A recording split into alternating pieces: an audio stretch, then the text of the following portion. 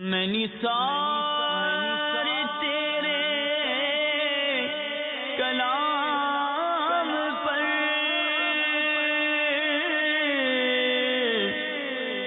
ملیوں تو کس کو زبان نہیں، وہ سخن ہے جس میں سخن نہ ہو، وہ بیان ہے جس کا بیان نہیں۔ الحمد للہ رب العالمین والصلاة والسلام علی سید المرسلین، اما بعد فاعوذ باللہ من الشیطان الرجیم، بسم اللہ الرحمن الرحیم۔ الصلاة والسلام علیک یا رسول اللہ وعلى آلك وأصحابك يا حبيب الله، الصلاة والسلام عليك يا نبي الله وعلى آلك وأصحابك يا نور الله۔ میرے پیارے اسلامی بھائیوں اور مدنی چینل کے ناظرین، مدنی چینل کے سلسلے پیارے آقا کی پیاری باتیں میں ایک دفعہ پھر آپ کی خدمت میں حاضر ہیں۔ اس مبارک سلسلے میں جیسا کہ نام ہی سے ظاہر ہے کہ ہم اپنے پیارے آقا صلی اللہ تعالی علیہ وآلہ وسلم کی پیاری پیاری باتیں سننے کی سعادت حاصل کرتے ہیں۔ آئیے سلسلے کی ابتدا میں نبی رحمت شفیع امت صلی اللہ تعالی علیہ وآلہ وسلم کی بارگاہ رحمت میں ہدیہ صلاۃ والسلام پیش کرنے کی فضیلت سننے کی سعادت حاصل کریں۔ سرکار دو جہاں قبلہ دین و ایمان، کعبہ دل و جان، سرور ذیشان، باعث تخلیق کون و مکان صلی اللہ تعالی علیہ وآلہ وسلم نے ارشاد فرمایا، صلو علیہ فإن الصلاۃ علیہ کفارۃ لکم۔ تم مجھ پر درود پڑھو، تمہارا مجھ پر درود پڑھنا تمہارے گناہوں کے لیے کفارہ ہے، یعنی درود پڑھنے کی برکت سے تمہارے گناہ مٹا دیے جائیں گے۔ صلو علی الحبیب صلی اللہ تعالی علی محمد وعلی آلہ وصحبہ وبارک وسلم۔ میرے پیارے اسلامی بھائی اور مدنی چینل کے ناظرین، سلسلے کی ابتدا میں کچھ اچھی اچھی نیتیں کرنے کی سعادت بھی حاصل کر لیتے ہیں تاکہ ثواب بھی ملے۔ اللہ عز و جل کی رضا پانے، ثواب کمانے اور اپنی آخرت بنانے کے لیے از ابتدا تا انتہا توجہ کے ساتھ سننے کی سعادت حاصل کروں گا۔ جن کاموں کے کرنے کا کہا جائے گا وہ کروں گا، اور جن کاموں سے منع کیا جائے گا ان سے بچنے کی کوشش کروں گا۔ اس سلسلے میں چونکہ پیارے آقا صلی اللہ تعالی علیہ وآلہ وسلم کی پیاری پیاری باتیں ہوں گی، سرکار کے ارشادات ہوں گے، محبوب کے معمولات ہوں گے، سرکار دو عالم صلی اللہ تعالی علیہ وآلہ وسلم کے پیارے پیارے اقوال اور محبوب کے حسین افعال، ان کا ذکر ہوگا۔ اس لیے یہاں کے حاضرین، مدنی چینل کے ناظرین، ادب و شوق کے ساتھ اس سلسلے میں شرکت فرمائیے۔ صلو علی الحبیب صلی اللہ تعالی علی محمد وعلی آلہ وصحبہ وبارک وسلم۔ میرے پیارے اسلامی بھائی اور مدنی چینل کے ناظرین، جب سے یہ دنیا بنی ہے تب سے اختلاف لیل و نہار کا سلسلہ جاری ہے۔ یعنی اختلاف لیل و نہار سے مراد دن کا جانا، رات کا آنا، رات آ رہی ہے، دن جا رہا ہے، صبح ہوتی ہے، شام ہوتی ہے، یہ سلسلے چلتے چلے جا رہے ہیں۔ چاہیے رات اور دن کے آنے جانے میں ہمارے معمولات میں ایک چیز اس طرح کی ہے کہ پوری دنیا میں شاید کوئی ایک انسان بھی ایسا نہیں ہوگا جو یہ کام نہ کرتا ہو جس کام کے بارے میں اس سے پہلے کے کچھ معمولات ہم نبی پاک صلی اللہ تعالی علیہ وآلہ وسلم کے آج سننے کی سعادت حاصل کریں گے۔ سرکار دو عالم صلی اللہ تعالی علیہ وآلہ وسلم کے یوں تو صبح کے معمولات شریف بھی ہیں، شام کے معمولات بھی ہیں، دن کے بھی ہیں، رات کے بھی ہیں، رات کے مختلف عبادات کے انداز بھی ہیں، مختلف چیزیں آپ صلی اللہ تعالی علیہ وآلہ وسلم کی مبارک زندگی میں ہیں۔ ہم بھی صبح کرتے ہیں، سرکار دو عالم صلی اللہ تعالی علیہ وآلہ وسلم کی صبح کرنے کا بھی اپنا ایک انداز تھا۔ ہم بھی رات کو سوتے ہیں، سرکار دو عالم صلی اللہ تعالی علیہ وآلہ وسلم کے آرام فرمانے کے بھی اپنے انداز تھے۔ تو سرکار دو عالم صلی اللہ تعالی علیہ وآلہ وسلم کے صبح کے معمولات کیا تھے، شام سوتے وقت کے معمولات کیا تھے، ان میں سے چند ایک باتیں آج سننے کی سعادت حاصل کریں گے۔ نیند بدن انسانی کی ضرورت ہے، ہر انسان ہی سوتا ہے۔ نیند کے اوقات میں تو فرق ہو سکتا ہے، کسی کی نیند زیادہ کسی کی کم، لیکن کوئی انسان ایسا ہو جسے نیند ہی نہ آتی ہو، یہ نہیں ہوتا نا۔ نیند ہر ایک کی ضرورت میں سے ہے۔ کتنا خوش نصیب ہے وہ کہ اپنے بدن کی راحت کا سامان بھی کر رہا ہے، سو بھی رہا ہے، اور اس کے ساتھ ساتھ نبی پاک صلی اللہ تعالی علیہ وآلہ وسلم کی پیاری اداؤں کو ادا کر کے سوتا ہے، محبوب کی حسین عادات کو اپناتے ہوئے سوتا ہے، اور ادائے سنت کی نیت سے یہ معمولات انجام دیتا ہے۔ ایسا کرنے والا جو سرکار دو عالم صلی اللہ تعالی علیہ وآلہ وسلم کی پیاری پیاری اداؤں کو ادا کرتے ہوئے سوئے گا، اللہ کی رضا کے لیے یہ کام کرے، ثواب کی نیت سے کرے، سرکار کی سنت کی ادائیگی کی نیت سے کرے، تو اللہ کی رحمت سے امید ہے کہ یہ ساتھ ساتھ ثواب بھی پتہ چلا جائے گا۔ یہ کتنا آسان ہے کہ ایک تو بدن کی راحت کا کام کیا، نیند کی، اور اس کے ساتھ ساتھ سرکار دو عالم صلی اللہ تعالی علیہ وآلہ وسلم کے پیارے پیارے معمولات کو اپنایا، اجر و ثواب بھی ملا، رحمت سے حصہ بھی ملا، اور بدن کو راحت بھی ملی۔ اللہ کرے کہ ہم اپنے پیارے آقا صلی اللہ تعالی علیہ وآلہ وسلم کی مبارک زندگی کے تمام تر معمولات کو اپنانے کی کوشش کریں، ان حسین عادات کو اپنانے کی کوشش کریں کہ اللہ تعالیٰ جل جلالہ نے ارشاد فرمایا تمہارے لیے اللہ کے رسول کی زندگی ایک بہترین نمونہ ہے۔ اللہ کرے ہم اس بہترین نمونے کو فالو کرنے والے بن جائیں۔ حضرت عبداللہ ابن مسعود رضی اللہ تعالی عنہ آپ ارشاد فرماتے ہیں کان رسول اللہ صلی اللہ علیہ وسلم اذا امسا قال امسینا وامسى الملک للہ والحمد للہ ولا الہ الا اللہ وحدہ لا شریک لہ لہ الملک وَلَهُ الْحَمْدُ وَهُوَ عَلَى كُلِّ شَيْءٍ قَدِيرٌ اللهم إني أسألك من خير هذه الليلة وخير ما فيها وأعوذ بك من شرها وشر ما فيها اللهم إني أعوذ بك من الكسل والهرم وسوء الكبر وفتنة الدنيا وعذاب القبر وإذا أصبح قال ذلك أيضا اصبحنا واصبح الملک للہ وفی روایت رب انی اعوذ بک من عذاب فی النار وعذاب فی القبر۔ سرکار دو عالم صلی اللہ تعالی علیہ وآلہ وسلم جب شام فرماتے، شام کا وقت آتا تو آپ صلی اللہ تعالی علیہ وآلہ وسلم ارشاد فرمایا کرتے ہم نے شام پائی اور اللہ کے ملک نے بھی شام پائی، ہمیں بھی شام کا وقت نصیب ہوا، اللہ تعالیٰ جل جلالہ کے ملک نے بھی شام کا وقت پایا۔ سب تعریفیں اللہ کے لیے ہیں، اس کے سوا کوئی عبادت کا لائق نہیں، کوئی اس کا شریک نہیں، یہ ملک اسی کا ہے، اسی کے لیے حمد ہے اور وہ ہر چیز پر قادر ہے۔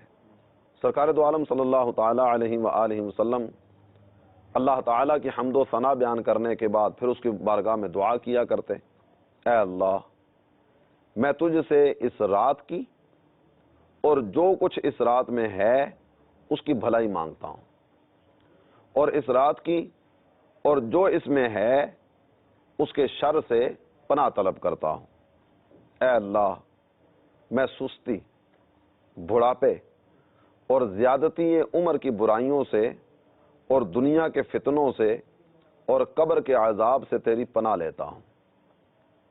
اور جب نبی پاک صلی اللہ تعالی علیہ وآلہ وسلم صبح فرماتے تو صبح کے وقت بھی اسی انداز میں یہ کلمات آپ ارشاد فرمایا کرتے، ہم نے صبح کی، اللہ کے ملک نے صبح کی، اللہ کے لیے حمد ہے، اللہ کے سوا کوئی معبود نہیں، کوئی عبادت کے لائق نہیں، کوئی اس کا شریک نہیں، اور پھر یہی دعاؤں کا سلسلہ نبی پاک صلی اللہ تعالی علیہ وآلہ وسلم کیا کرتے ہیں۔ پھر آپ صلی اللہ تعالی علیہ وآلہ وسلم نے جو دعائیں یہاں ذکر فرمائی گئیں، ان دعاؤں کے بارے میں ایک روایت میں یہ بھی ہے کہ کچھ کلمات مزید بڑھا کرتے، اے اللہ میں سستی سے، بڑھاپے سے، زیادتی عمر کی برائیوں سے تجھ سے پناہ طلب کرتا ہوں، دنیا کے فتنوں سے پناہ مانگتا ہوں، قبر کے عذاب سے، قبر کے عذاب کے ساتھ ساتھ جہنم کے عذاب کا ذکر بھی ہے کہ الہ العالمین میں جہنم کے عذاب سے تیری پناہ طلب کرتا ہوں۔ یہ نبی پاک صلی اللہ تعالی علیہ وآلہ وسلم کا ایک معمول شریف ہے جو جناب عبداللہ ابن مسعود رضی اللہ تعالی عنہ انہوں نے ذکر کیا۔ یہاں اگر آپ غور فرمائیں نا، ہمارے پیارے آقا صلی اللہ تعالی علیہ وآلہ وسلم کی کیسی پیاری پیاری ادائیں ہمارے سامنے آتی ہیں۔ اولاً آپ صلی اللہ تعالی علیہ وآلہ وسلم نے جو کلمات ذکر فرمائے ان کلمات پر آپ غور فرمائیے۔ امسینا وامسی الملک للہ، ہم نے شام پائی، اللہ کے ملک نے شام پائی۔ مطلب یہ کہ شام ہوئی، ہم بھی سلامت ہیں، ہمارا ملک بھی سلامت ہے، ہم بھی سلامت ہیں، یہ بھی سلامت ہے۔ تھوڑی دیر کے لیے بندہ غور کرے کہ اگر خود یہ تو سلامت ہو لیکن جہاں رہ رہے وہ جگہ ساری کی ساری تباہ ہو جائے، کتنی تکلیف سے دوچار ہونا پڑے گا، کس طرح کی مشقتوں کا سامنا کرنا پڑے گا۔ تو اللہ تعالیٰ جل جلالہ کے ملک کی سلامتی کے ساتھ ہم سلامت رہیں، یہ دونوں چیزیں جو نا یہ راحت و رافت کا پیغام دیتی ہیں۔ ملک تباہ ہو جائے، جگہیں تباہ ہو جائیں، مکانات منہدم ہو جائیں، بندہ سلامت رہے، تو سلامتی کے باوجود بھی یہ مشقت کا سامنا کرنا پڑے گا، سلامتی کے باوجود بھی اذیتوں کا سامنا کرنا پڑے گا۔ تو سرکار دو عالم صلی اللہ تعالی علیہ وآلہ وسلم نے ابتداءً یہ کلمات کہہ کر گویا اللہ تعالی جل جلالہ کا شکر ادا کیا، اور یہ ادائے شکر کا ایک انداز تھا کہ اللہ تعالیٰ نے ہمیں بھی سلامتی عطا فرمائی، اپنے ملک کو بھی سلامتی عطا فرمائی۔ اس کے بعد کس انداز میں حمد کی جا رہی ہے؟ تعریف اللہ کے لیے ہے، اس کے سوا کوئی عبادت کے لائق نہیں، اس کا کوئی شریک نہیں، حکومت، سلطنت، بادشاہت، ملک سب اسی کا ہے، اسی کے لیے تعریف ہے اور وہ ہر چیز پر قادر ہے۔ تو یہاں اللہ تعالی جل جلالہ کی حمد و ثنا بھی بیان ہوئی، اس کا الہ ہونا اس کا بھی بیان ہوا، اس کا کوئی شریک نہیں اس کا بھی بیان ہوا، اس کی قدرتوں کا ذکر بھی ہوا۔ اب غور فرمائیں نا، یہ رات اور دن کا آنا جانا یہ اللہ تعالی جل جلالہ کی قدرتوں کے نظارے ہمارے سامنے رکھتا ہے۔ کبھی رات چھوٹی ہو رہی ہے، دن بڑا ہو رہا ہے، اور کبھی دن چھوٹا ہو رہا ہے، رات بڑی ہو رہی ہے۔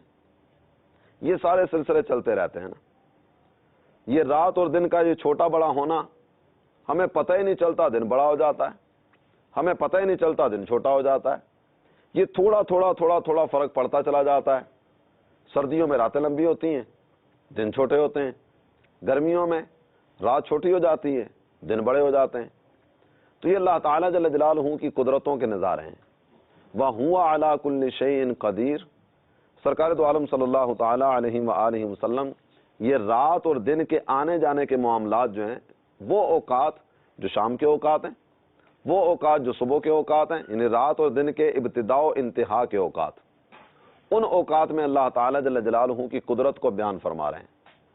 یا اللہ تیری قدرتوں کے کیا کہنے، یہ رات اور دن کا آنا جانا یہ تو تیری قدرتوں کے نظارے ہیں۔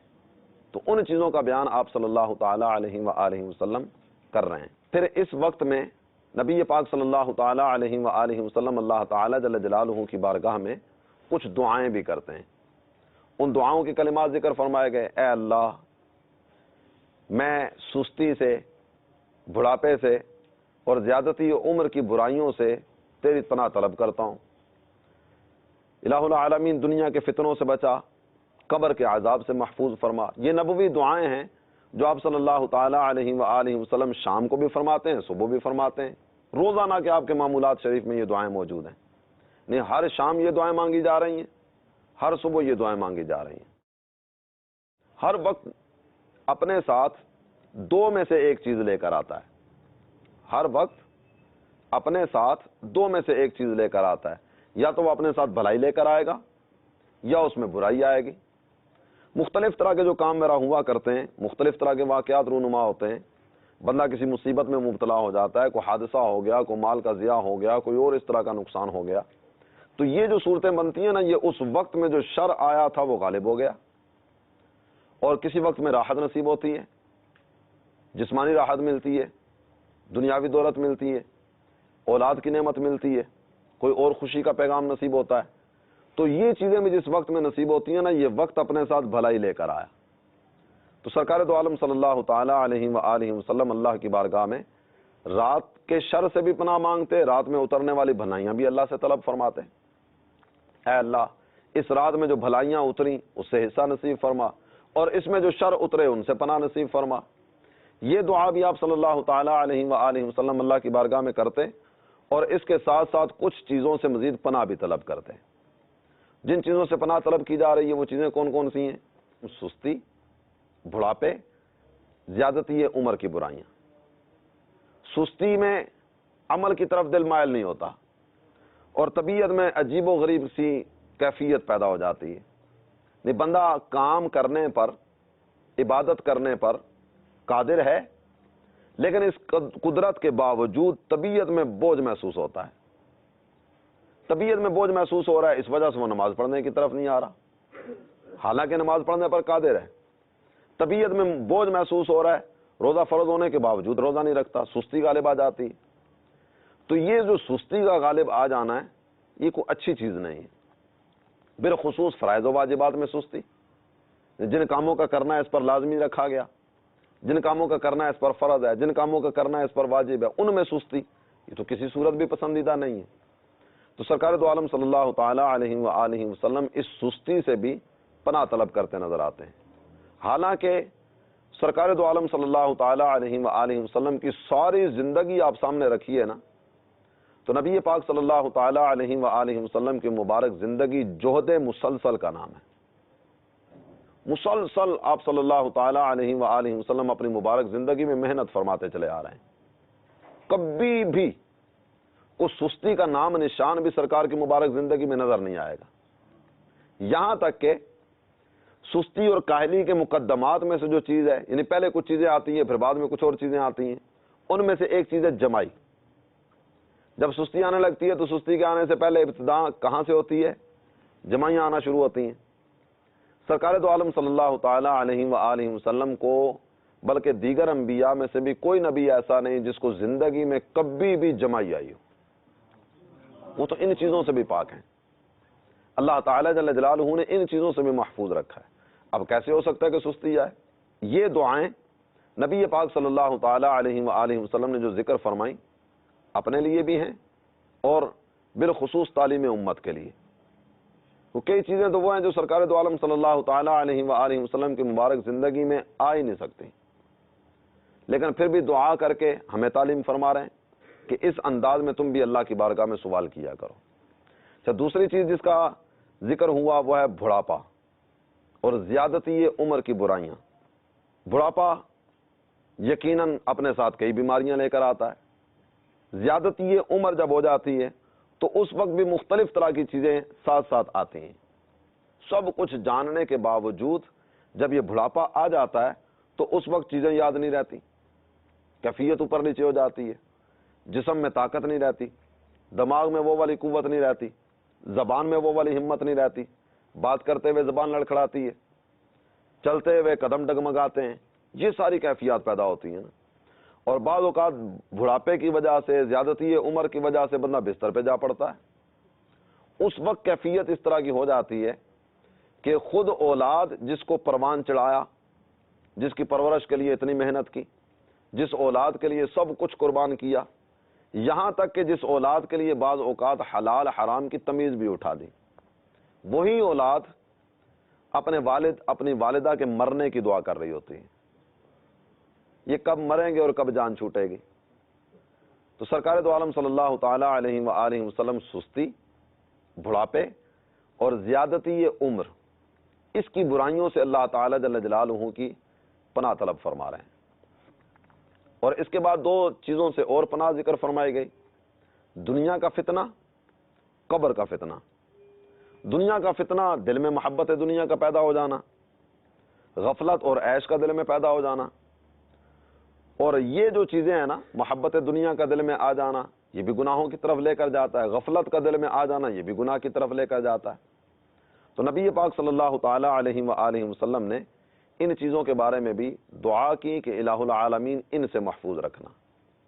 اور اس کے بعد پھر آخرت کی منازل میں سے پہلی منزل قبر کی منزل ہے، تو نبی پاک صلی اللہ تعالیٰ علیہ وآلہ وسلم اس کے عذاب سے بھی اللہ تعالیٰ جل جلالہ سے پناہ طلب کر رہے ہیں کہ میرے مولا مجھے دنیا کے فتنے سے بھی بچا، قبر کے عذاب سے بھی محفوظ فرما۔ پھر اس کے بعد نبی پاک صلی اللہ تعالیٰ علیہ وآلہ وسلم کا ایک بڑا پیارا عمل حضرت حذیفہ رضی اللہ تعالیٰ عنہ وہ بیان کرتے ہیں۔ حضرت حذیفہ رضی اللہ عنہ فرماتے ہیں کان النبی صلی اللہ تعالیٰ علیہ وسلم اذا اخذ مضجعہ من اللیل وضع یدہ تحت خدہ ثم یقول اللہم بسمک اموت واحیا واذا استيقظ قال الحمد للہ الذی احیانا بعدما اماتنا والیہ النشور۔ آپ فرماتے ہیں کہ جب نبی پاک صلی اللہ تعالیٰ علیہ وآلہ وسلم اپنے بستر پر لیٹنے کا ارادہ فرماتے تو اپنا ہاتھ رخسار کے نیچے رکھتے، اس کے بعد اللہ تعالیٰ جل جلالہ کی بارگاہ میں دعا کیا کرتے تھے۔ وہ دعا ہے الہی میں تیرے نام پر مروں گا اور تیرے نام پر جیوں گا۔ نیند کا آ جانا گویا ایک طرح سے موت کا آ جانا ہے، اور نیند کے بعد دوبارہ بیدار ہو جانا یہ گویا آپ یوں کہہ لیجئے کہ یہ مرنے کے بعد دوبارہ کی زندگی ہے۔ جس وقت بندہ سو رہا ہوتا ہے کسی چیز کی خبر نہیں ہوتی، دائیں بائیں آگے پیچھے کیا ہو رہا ہے، کمرے میں کون آیا کون گیا، کیا ہوا کیا نہیں ہوا، کچھ خبر نہیں ہوتی، تو یہ گویا ایک طرح کی موت ہے۔ اور اس کے بعد دوبارہ بیدار ہو جانا یہ زندگی آ گئی۔ کتنی مثالیں ہمارے ذہنوں میں ہو سکتا ہے اس طرح کی ہوں کہ بیچارہ سویا تو تھا لیکن سونے کے بعد بیدار نہیں ہوا، نہیں ایسا سویا کہ سو ہی گیا۔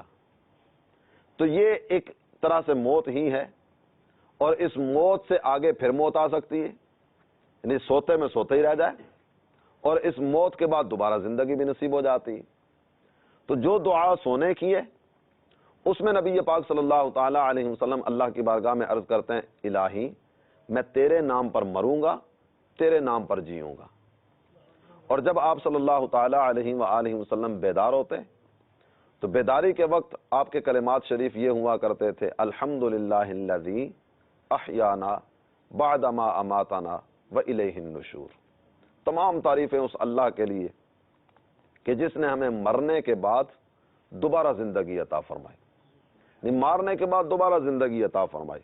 ہم سو گئے، نیند آئی، گویا ایک طرح کی موت تھی۔ اس کے بعد اللہ تعالیٰ جل جلالہ کا کتنا فضل، کتنا کرم، کس قدر رحمت ہوئی کہ ہمیں دوبارہ زندگی عطا فرما دی گئی۔ وَإِلَيْهِ النُّشُورُ، اور اسی کی طرف اٹھنا ہے۔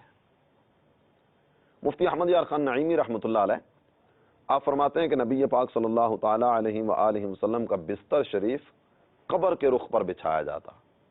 نہیں قبر کے رخ پر بچھایا جانا اس سے مراد یہ ہے کہ مثال کے طور پر قبلہ اس طرف ہے، یعنی بالکل سامنے قبلہ ہے، تو یوں آپ صلی اللہ تعالیٰ علیہ وآلہ وسلم آرام فرماتے کہ آپ کا سر انور اس طرف اور قدمین شریفین اس طرف۔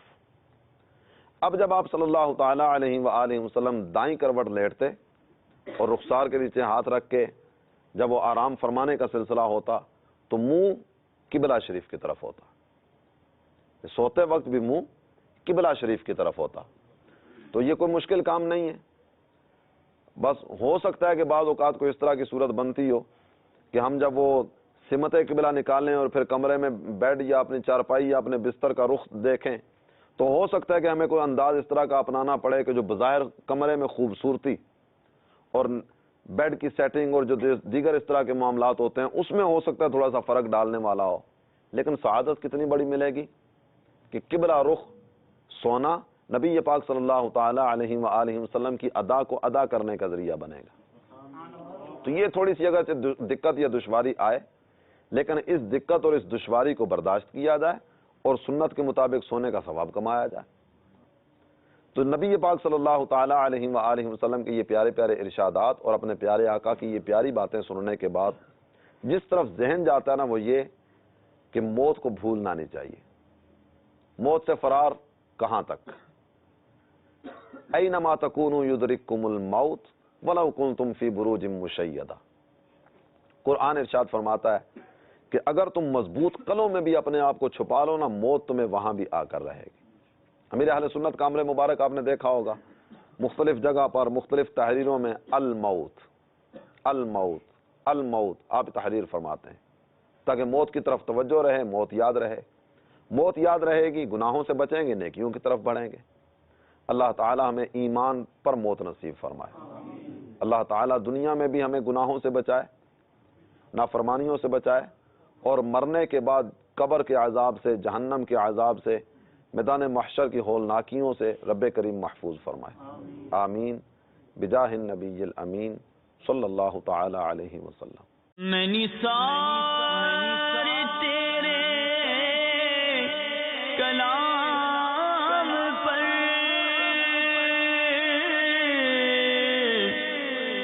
ملیوں تو کس کو زبان نہیں،